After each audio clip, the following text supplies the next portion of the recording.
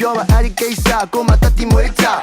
နှလုံးသားလေးကိုရှက်တိချင်းများပြီးရင်နားနေပေးမလားမင်းနဲ့မျက်စိလေးကစားတောင်းတဲ့စိတ်ကိုရှော့လို့ထားပါလားမကြီးရမောင်းပဲမင်းကိုကိုယ်ရောက်ရင်ဘယ်လိုထားပါစောက်တဲ့မင်းမခွဲလိုက်ပါနဲ့လားအချက်ခဲ့တဲ့ဆိုရင်လေးရောပေးပါ